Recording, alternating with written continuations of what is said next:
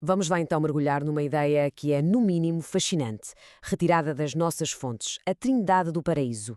E porquê? Porque nos é apresentada como uma solução cósmica para um problema que, na sua essência, até conseguimos entender: a solidão, mas levada a um nível absoluto. O ponto de partida é uma pergunta que dá que pensar, não é? Vamos imaginar um ser com uma personalidade que é infinita, absoluta. Como é que um ser assim escapa àquilo que parece ser uma consequência inevitável? A solidão. Como é que se quebra o isolamento de ser, literalmente, o único que existe nesse nível? E a resposta que a fonte nos dá é fortíssima. A Trindade não foi uma opção, não foi uma ideia que surgiu do nada. Foi inevitável. É isto que se diz. Não estamos a falar de uma construção teológica, mas sim de uma necessidade cósmica. A ideia de fundo é que, sem ela, o universo como o conhecemos simplesmente não poderia existir. É uma afirmação e tanto. Ok, para desembrulhar isto tudo, vamos seguir este caminho. Primeiro, porque é que a Trindade era inevitável. Depois, como é que a divindade se autodistribuiu. A seguir, olhamos para as três pessoas como uma unidade. Vemos a função da Trindade como um todo e, por fim, o que é que isto tem a ver com o cosmos e com a nossa experiência nele. Muito bem. Ponto 1.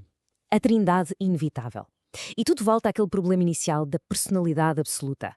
Pensem nisto. Se algo ou alguém é infinito, para ser verdadeiramente livre, não pode estar aprisionado em si mesmo. Era preciso encontrar uma maneira de partilhar a personalidade, de ter relação, mas sem quebrar a unidade. A solidão absoluta era aqui vista como uma prisão, uma limitação que tinha de ser superada. E a solução que nos é apresentada é francamente elegante. A estrutura da Trindade permite que a vontade infinita se expresse livremente, que se relacione através de múltiplas pessoas e, ao mesmo tempo, mantenha a deidade como uma unidade absoluta. É como a chave que abre a fechadura da singularidade, libertando a personalidade dessa prisão. Certo, mas como é que se passa de 1 para 3? A fonte descreve um processo fascinante, a autodistribuição. E atenção, a palavra é importante. Não se trata de uma divisão, tipo cortar um bolo em fatias. É mais como uma partilha voluntária e completa do próprio ser.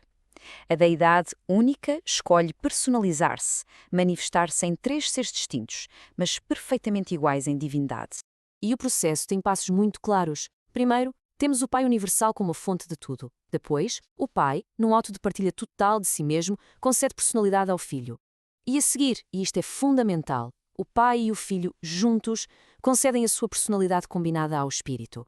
É um processo em cadeia, cooperativo, que culmina com a personalização completa da deidade. E agora chegamos a um ponto-chave. As três pessoas não são clones. É muito importante perceber isto.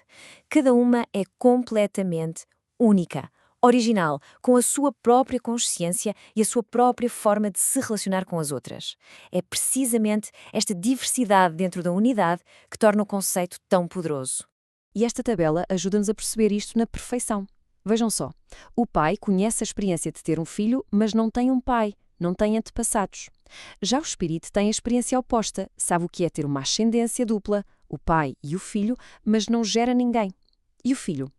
O filho está mesmo no meio. Ele vive as duas realidades. É filho do pai e, ao mesmo tempo, é pai do espírito, em conjunto com o pai. Cada um tem uma perspectiva única desta família cósmica. E a diferença não é só relacional, é também funcional. A fonte descreve-o de uma forma simples de entender. O Filho é a palavra de Deus, ou seja, o pensamento, a ideia, a expressão. E o Espírito? O ato de Deus, a ação, a execução. Um verbaliza, o outro concretiza. Mas isto é crucial, fazem-no sempre juntos, como parceiros, como irmãos totalmente iguais. Ok, e agora? O que é que a Trindade faz enquanto Trindade, como um grupo? É aqui que a coisa fica ainda mais profunda. A Trindade é muito mais do que a soma das suas partes.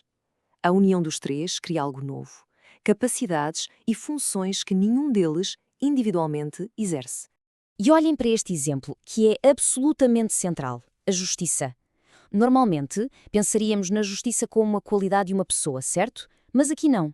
A fonte diz-nos que a justiça não é uma atitude pessoal do Pai, nem do Filho, nem do Espírito. A justiça é uma função da Trindade. É uma atitude que só existe quando os três atuam como um só. É uma função plural, coletiva. Isto muda completamente a perspectiva. e não se fica pela justiça. A Trindade como um todo gera o que se chamam atitudes de totalidade, ou seja, a visão do quadro completo, do universo inteiro. É responsável pela ação coordenada a esse nível e exerce o que a fonte chama de supercontrolo cósmico. Basicamente, é a supervisão do grande plano do universo. E claro, isto tudo leva-nos a uma pergunta muito prática, não é? O que é que esta visão de totalidade, este supercontrolo, significa para seres finitos que vivem aqui e veem coisas que parecem caóticas, aleatórias, por vezes até cruéis? Como é que estas duas perspectivas podem ser verdadeiras ao mesmo tempo? Bem, aqui está o contraste. Da nossa perspectiva, a perspectiva finita, estamos no meio do turbilhão. Os acontecimentos podem parecer completamente inexplicáveis, até catastróficos. Parece não haver lógica nenhuma. Mas da perspectiva da Trindade, é como ver a tapaçaria inteira por cima. Todos os eventos, mesmo os que nos parecem terríveis, estão entrelaçados num padrão que tem um significado, um padrão que, no final, trabalha para o bem do todo. A mensagem aqui é, no fundo, uma de paciência e confiança. A compreensão total não é para agora. É algo que se vai revelando, com o tempo, no progresso da eternidade. A ideia é que aquilo que hoje nos parece um caos absoluto, um mistério indecifrável, um dia, com uma visão mais ampla, será visto como um ato com propósito, pensado para o bem de todos.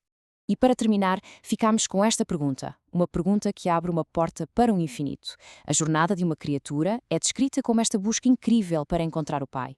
Mas, e depois? O que acontece quando se chega ao fim da estrada, quando se atinge esse objetivo monumental? A fonte deixa no ar uma ideia vertiginosa. Talvez encontrar o Pai não seja o fim da linha. Talvez seja apenas o ponto de partida para uma busca totalmente nova. Uma busca que se estende pela eternidade.